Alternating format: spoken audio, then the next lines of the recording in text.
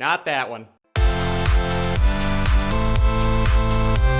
What is up, DC fans, and welcome back to my channel. We have went episode by episode throughout the entire year, and I just put out my episode 11 review, but now we are talking about the entire season of season 1 of Titans. Let's get into it. Alright guys, this is my season review in its entirety from episode 1 to episode 11 of season 1 of Titans. I'm very excited to talk about this. I have the DC Universe streaming platform. It has been worth the money so far. So many great shows and comics and things on there, but it is not over. There are brand new shows coming out all year. We have Swamp Thing and Stargirl and Young Justice. I am so excited for that show, and we will be doing the same thing. I will be taking an episode by episode every single day of release, doing my review of each individual episode, and then at the end of every season, I will be doing what I'm doing now and doing a full season review, and that's what I'm doing. We're not going to go spoiler heavy because I've already done that. This is just my general thoughts for anyone who maybe hasn't watched the season,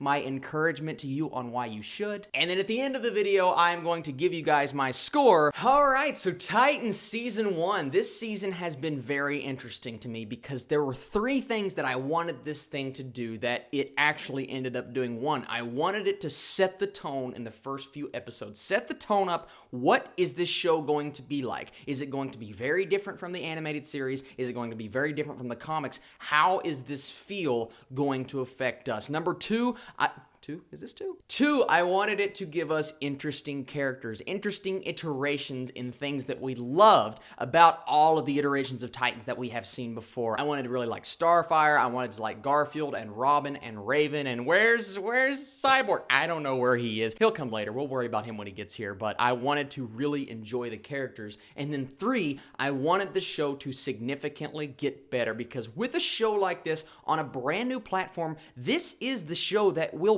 break in the platform. So they had the ability here to basically do whatever they wanted to not only set the tone for the show, but they needed to set the tone for the DC streaming platform universe, set the tone for Doom Patrol and Swamp Thing and Stargirl and the new Harley Quinn animated show, all of those things. This needed to be the first one and give us, hey, this is what you guys are getting from here on out. And I do believe it did all three of those things. I found these characters to get more and more interesting as it went along. I really liked the versions of the characters that we got. The show turned out to be a lot darker than I anticipated. Now, we all saw the trailer and we all saw Robin. He's like, yo, F Batman, and all of these things happening, and I'm just like, this show could be a bit too on the nose. I actually saw the trailer, and I will not lie to you guys, and you can get mad at me and whatever you think. I did not like the trailer for Titans. I thought it was too much. It seemed very cheesy. I didn't necessarily love the looks of certain characters. I'm like, oh, that's not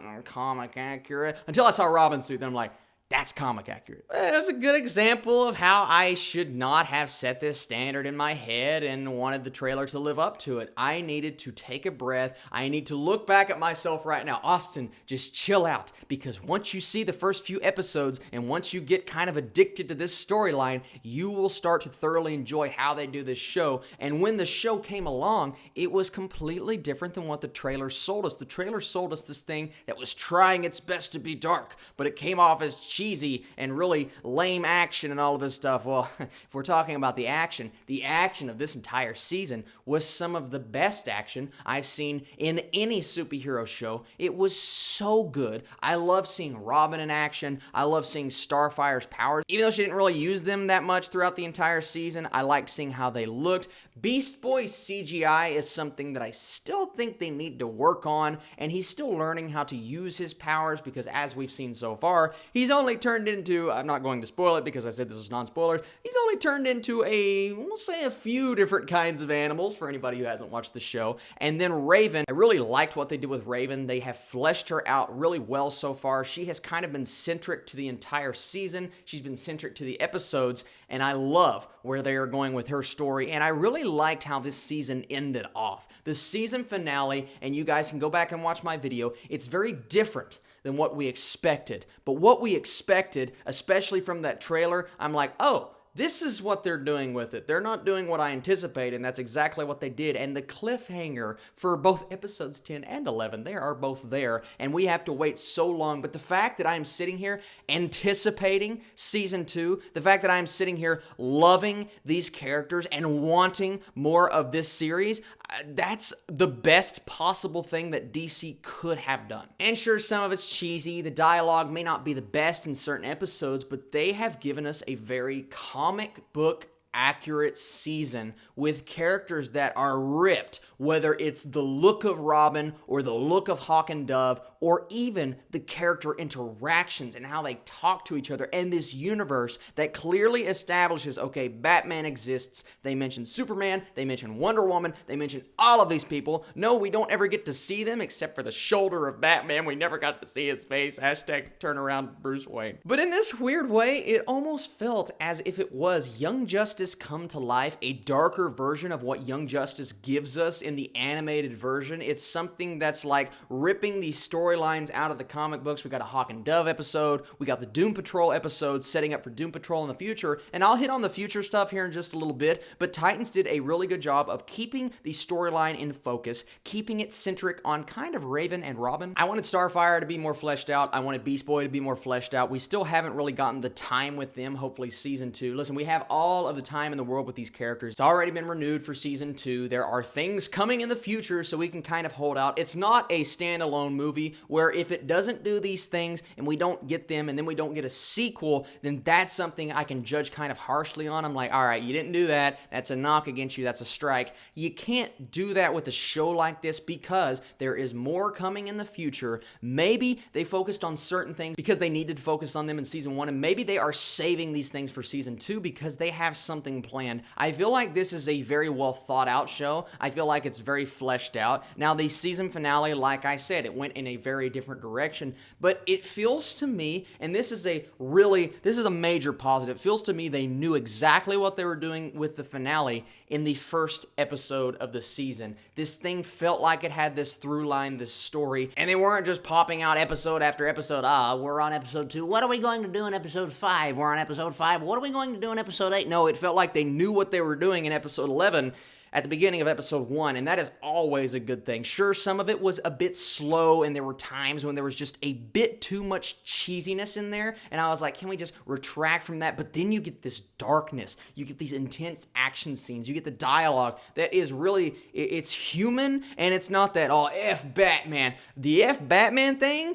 it worked way better in the show than it did in the trailer. Listen, if you guys have not watched Titans yet, if you haven't had the opportunity, then I do encourage you, once you get the chance, I think you guys will really, really like it. But if this thing is just sitting there and you have the ability to watch this and you're just hesitant because maybe you watched the first episode and you didn't necessarily love it, give it time. This show continues to progress and it continues to get better. From episode 1 to say like episode 3 or 4, I was like, okay, I like this, but it has a lot of room to grow. But the last few episodes of season 1, I have seen that growth. I have seen kind of what I wanted from this show. Even the episodes where I'm like, I don't know if they should focus. I don't know if they should have a Hawk and Dove centric episode.